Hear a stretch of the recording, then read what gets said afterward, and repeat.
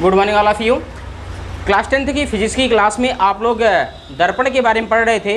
दर्पण में आप लोग समतल दर्पण पढ़े थे, गोली दर्पण पढ़े थे। गोली दर्पण में दो टाइप से पढ़े थे, एक कॉन्वेक्स और एक कॉन्केव। एक उत्तल दर्पण आपने पढ़ा था और एक अवतल दर्पण आपने पढ़ा था। वो तो उसके इंट्रोडक्शन के रूप में था। आज उनके प्रतिबिंब के बारे में पढ़ेंगे कि प्रतिबिंब कैसा बनता है, समतल दर्पण द्वारा कैसा प्रतिबिंब बनता है, उत्तल दर्पण द्वारा कैसा प्रतिबिंब बनता है और अवतल दर्पण द्वारा प्रतिबिंब कैसे बनता है। ठीक है, तो ये सारी चीज़ें आप पढ़ेंगे प्रतिबिंब के बारे में।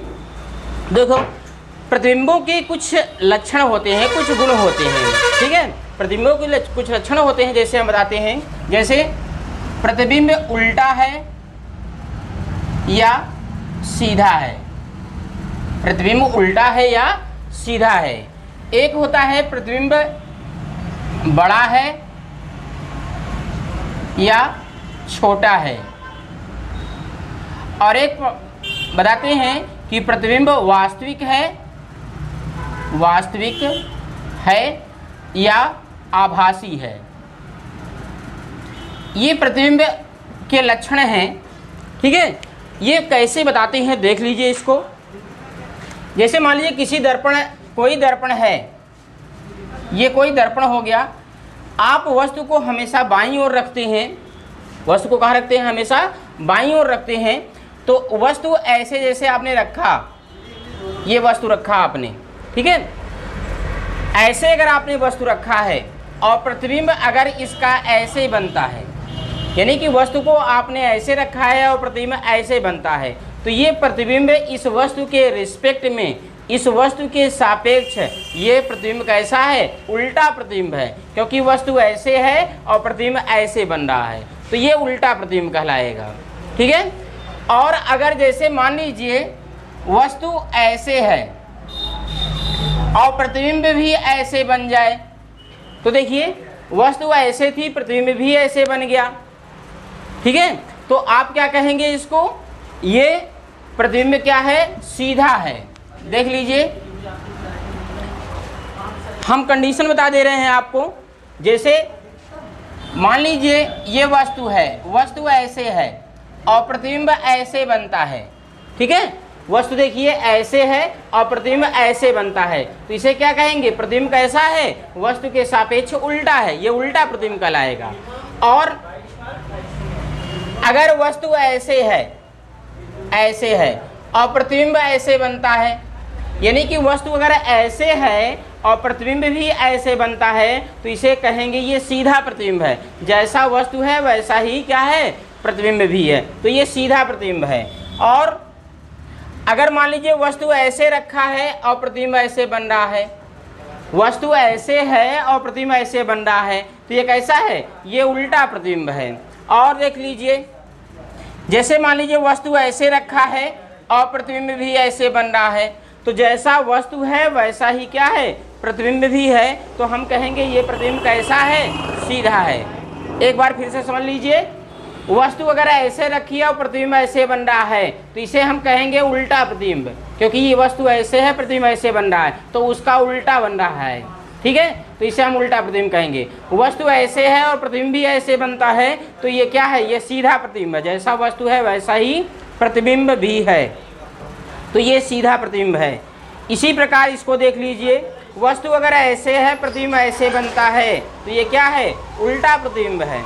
और अगर वस्तु ऐसे है और प्रतिबिंब भी ऐसे बन रहा है, तो ये कैसा है, सीधा प्रतिबिंब है। आप लोगों को उल्टा और सीधा प्रतिबिंब समझ में आ गया होगा, तो आप वस्तु के इस फिगर को और जो प्रतिबिंब बनेगा उसके फिगर को देखकर आप बता सकते हैं कि प्रतिबिंब कैसा है, उल्टा है या सीधा है। तो उल्टा और सीधा प्रतिबिंब समझ में आ रहा है। इसके बाद हम नेक्स्ट पर आते हैं। ये पहला लक्षण है कि हमने प्रतिबिंब कैसा उल्टा होता है, कैसा सीधा होता है, इसकी जानकारी प्राप्त कर लिए। इसके बाद देख लीजिए, इसके बाद आपको देखना है कि वस्तु बड़ा है कि छोटा है। वस्तु बड़ा है कि छोटा है, ये उसके साइज की माप होती है, उसके आकार की माप होती है कि वस्तु बड़ा है या छोटा, प्रतिबिंब बड़ा है या छोटा है। तो वस्तु जैसे ये है, ठीक है, और वस्तु के सापेक्ष अगर देखेंगे प्रतिबिंब को, ठीक है, तो इसके आकार को देखेंगे, ठीक है। अगर प्रतिबिंब छोटा रहेगा वस्तु से तो छोटा प्रतिबिंब कहेंगे, अगर वस्तु से बड़ा रहेगा तो इसे हम बड़ा प्रतिबिंब कहेंगे। ये आकार पे डिपेंड करता है, आकार देख के आप जानकारी ले सकते हैं कि बड़ा है कि छोटा है। प्रतिबिंब छोटा रहेगा तो छोटा प्रतिबिंब, प्रतिबिंब बड़ा रहेगा तो बड़ा प्रतिबिंब। किसके सापेक्ष? वस्तु के सापेक्ष। हम वस्तु से तुलना करके देखेंगे, ठीक है। तो ये छोटा बड़ा हो गया। तो आपने उल्टा और सीधा प्रतिबिंब देख लिया, छोटा और बड़ा प्रतिबिंब। अब आइए वास्तविक और आभासी प्रतिबिंब। वास्तविक और आभासी प्रतिबिंब हमने आपको बताया था कि प्रकाश किरणें दर्पण से परावर्तन के पश्चात, ठीक है, अगर वास्तव में मिलती हैं तो ऐसे प्रतिबिंब को हम वास्तविक प्रतिबिंब कहते हैं। और प्रकाश किरणें दर्पण से परावर्तन के पश्चात अगर मिलती हुई प्रतीत होती है या कहीं से आती हुई प्रतीत होती हैं तो ऐसे प्रतिबिंब को क्या कहते हैं? आभासी प्रतिबिंब। आप वास्तविक और आभासी प्रतिबिंब के बारे में पिछली क्लास में आप पढ़ चुके हैं, ठीक है। तो देखिए अब आता है समतल दर्पण। समतल दर्पण द्वारा प्रतिबिंब का बनना, ठीक है। यह समतल दर्पण है,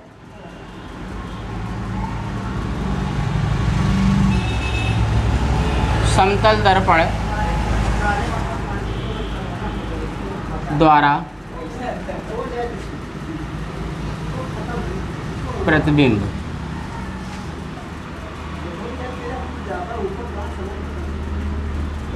का बनना। देखिए आप जानते हैं जो समतल दर्पण होता है, समतल दर्पण को हम ऐसे दिखाते हैं, इसके एक सतह पर पॉलिश रहती है, पॉलिश रहती है और इसका जो परावर्तक तल है वो समतल होता है।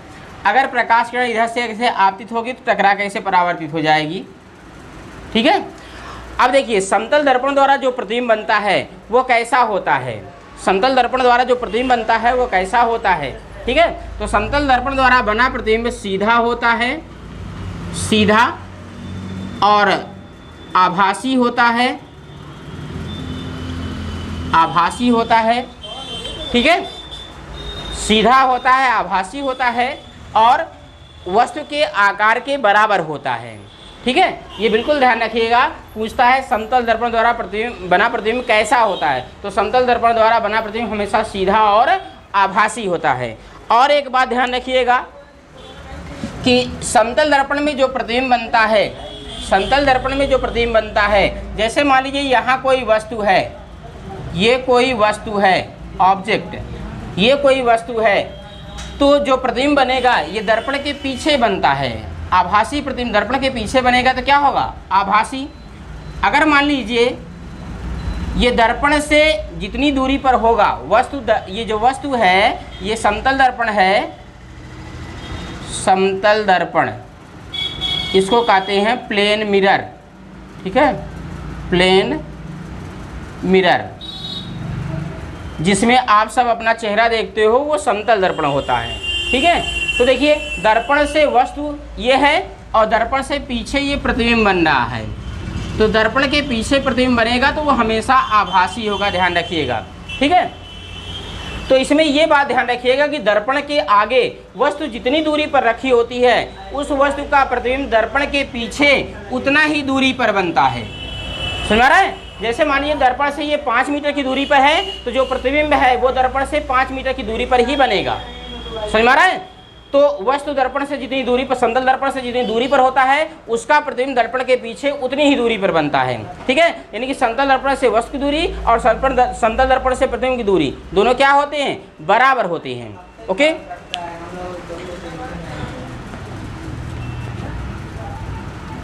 अब देखिए कुछ साइन कन्वेंशन है, चिन्ह परिपाटी, ठीक है, चिन्ह परिपाटी साइन कन्वेंशन है। ये ध्यान रखिएगा कोई भी प्रकाश किरण हो, जैसे दर्पण है, चाहे उत्तल दर्पण हो चाहे अवतल दर्पण हो, ठीक है, हमेशा ये ध्यान रखिएगा, या फिर प्लेन मिरर हो, हमेशा ध्यान रखिएगा जो भी, देखिए ये दर्पण है, ये इसका ध्रुव है और ये इसका मान लेते हैं वक्रता केंद्र है और इससे होकर जाने वाली जो रेखा होगी ये क्या कहलाती है? मुख्य अक्ष कहलाती है, मुख्य अक्ष, इसको मुख्य अक्ष कहते हैं, प्रिंसिपल एक्सिस, ठीक है। तो देखिए ये मुख्य अक्ष हो गया। इसके पश्चात अब हमेशा इसमें ध्यान रखिएगा कुछ रूल जो प्रतिबिंब आप बनाते हैं, वो रूल कौन कौन से हैं कि कोई भी प्रकाश किरण होगा दर्पण पर हमेशा बाईं ओर से डाली जाती है। किधर से डाली जाती है? बाईं ओर से। दर्पण के इसी ओर से ही प्रकाश किरण डाली जाती है। समझ आ रहा है? ठीक है, यानी कि दर्पण पर प्रकाश किरण सदैव बाईं ओर से ही डाली जाती है। ठीक है, और दूसरा ये है कि आपतित जो प्रकाश किरण है, आपतित प्रकाश किरण की दिशा में, जैसे जानते हैं प्रकाश किरण इधर से डाली जाती है, तो आपतित प्रकाश किरण की दिशा क्या है? ये है। ठीक है, तो दर्पण के इस तरफ जो भी दूरी नापेंगे आप उसको पॉजिटिव लेंगे, ठीक है, उसको धनात्मक लेंगे, प्लस में लेंगे। ठीक है, और आपतित प्रकाश किरण के विपरीत दिशा में अगर दूरी नापेंगे तो इसको आप माइनस में लेंगे, निगेटिव, ऋणात्मक। यानी कि दर्पण के इस तरफ नापी गई दूरियां किस में लेंगे? धनात्मक, यानी कि प्लस में लेंगे आप, पॉजिटिव। और दर्पण के बाईं ओर यानी कि इस तरफ नापी गई दूरियां किस में लेंगे? निगेटिव, यानी कि ऋणात्मक,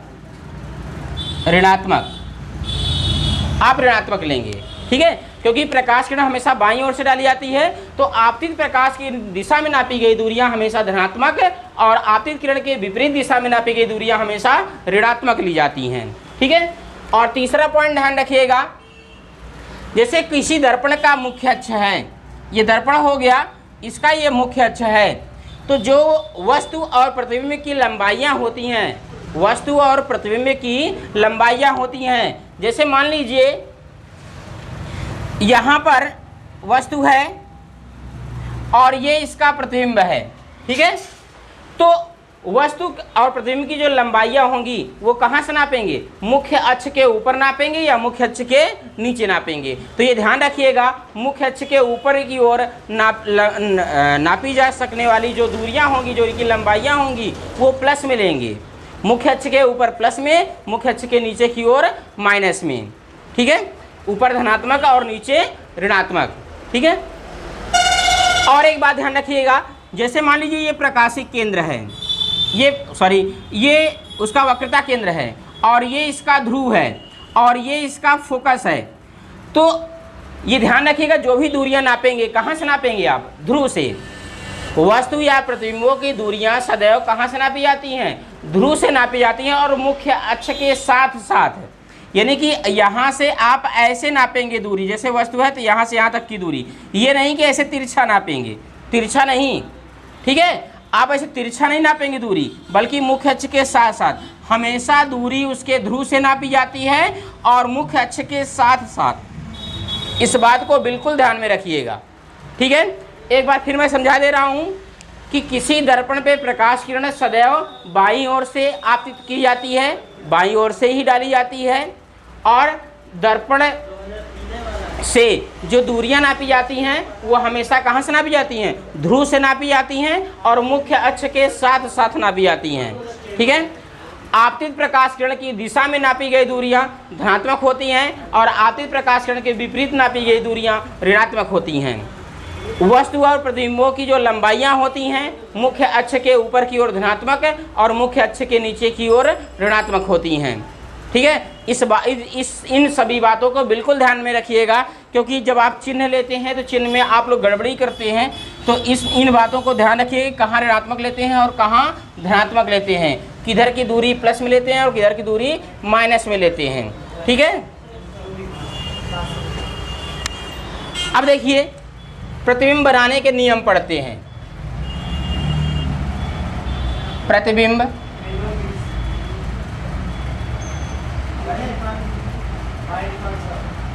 बनाने के नियम,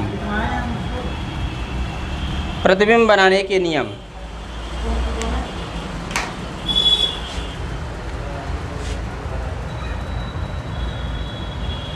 इमेज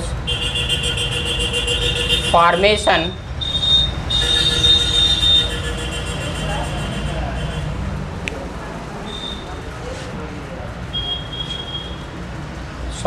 इसको लिखेंगे लॉ फॉर इमेज फॉर्मेशन।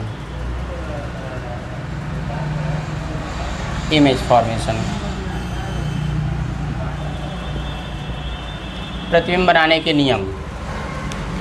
अब देखिए, जो प्रतिबिंब बनाते हैं इसके कौन कौन से नियम हैं। पहला नियम क्या है, जैसे मान लीजिए ये अवतल दर्पण है, ये अवतल दर्पण है,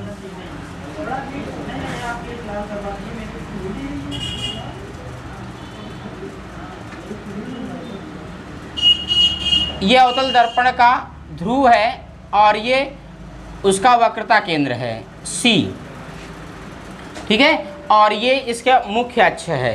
ये दर्पण कौन सा होगा, अवतल दर्पण,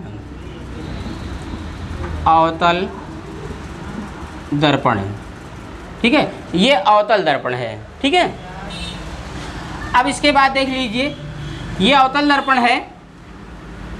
अब मान लीजिए, और इसका फोकस कहाँ होगा, ठीक बीचों बीच। हमने आपको बताया था कि इसका फोकस कहाँ होगा, ठीक बीचों बीच, ठीक है, ये इसका फोकस है। कोई भी प्रकाश किरण, ध्यान रखिएगा, मुख्य अक्ष के समांतर चलती है। मुख्य अक्ष के समांतर चलने वाली प्रकाश की किरणें अवतल दर्पण से परावर्तन के पश्चात कहाँ से जाती हैं, फोकस से होकर जाती हैं। ये नियम ध्यान रखिएगा, मुख्य अक्ष के समांतर चलने वाली प्रकाश की किरणें अवतल दर्पण से परावर्तन के पश्चात फोकस से होकर जाती हैं, ठीक है, ये ध्यान रखिएगा। और उत्तल दर्पण में देख लीजिए, उत्तल दर्पण में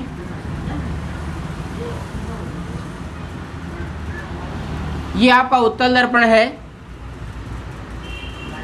ये उत्तल दर्पण का ध्रुव है। अब इसका वक्रता केंद्र इधर होगा, ठीक है। अब यहाँ मुख्य अक्ष के समांतर चलने वाली प्रकाश की किरण ऐसे टकराने के बाद, ठीक है,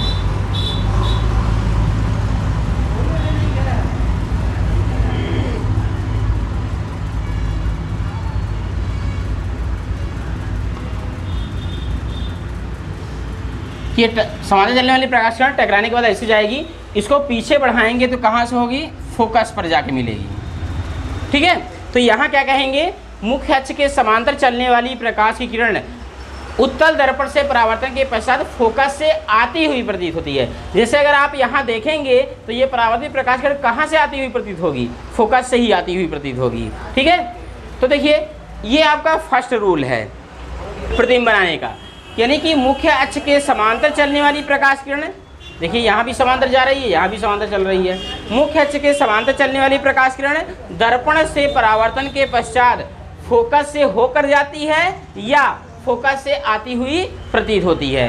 अगर अवतल दर्पण रहेगा तो फोकस से होकर जाएगी, और अगर उत्तल दर्पण रहेगा तो क्या होगा, फोकस से आती हुई प्रतीत होगी, ठीक है। इसमें देखिए, मुख्य अक्ष के समांतर चलने वाली प्रकाश किरण परावर्तन के पश्चात फोकस होकर जाती है, मुख्य अक्ष के समांतर चलने वाली प्रकाश किरण परावर्तन के पश्चात फोकस से आती हुई प्रतीत होती है, ठीक है। तो ये फर्स्ट रूल हो गया कि मुख्य अक्ष के समांतर चलने वाली प्रकाश की किरणें दर्पण से परावर्तन के पश्चात फोकस से होकर जाती हैं या फोकस से आती हुई प्रतीत होती हैं, ठीक है।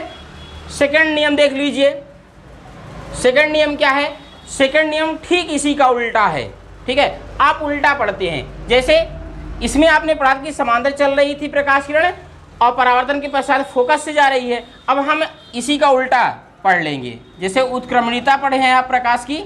अगर हम फोकस से प्रकाश किरण को डालेंगे, फोकस से होकर अगर प्रकाश किरण को डालेंगे तो परावर्तन के पश्चात ये क्या हो जाएगी, मुख्य अक्ष के समांतर हो जाएगी। यानी कि ऐसे चल रही थी तो फोकस हो जा रही थी, और अगर फोकस से होकर जाएगी तो मुख्य अक्ष के क्या हो जाएगी, समांतर हो जाएगी। यानी कि फोकस से होकर जाने वाली प्रकाश किरणें अवतल दर्पण से परावर्तन के पश्चात मुख्य अक्ष के समांतर हो जाती है। इसमें भी ऐसे उल्टा कर देंगे, डायरेक्शन ऐसे उल्टा कर देंगे, यानी कि फोकस की ओर आने वाली प्रकाश की किरण उत्तल दर्पण से परावर्तन के पश्चात मुख्य अक्ष के समांतर हो जाती है, ठीक है। तो सेकंड लॉ क्या है, किसी गोलीय दर्पण के फोकस से होकर जाने वाली या फोकस की ओर आने वाली प्रकाश की किरणें दर्पण से परावर्तन के पश्चात मुख्य अक्ष के समांतर हो जाती हैं, ठीक है।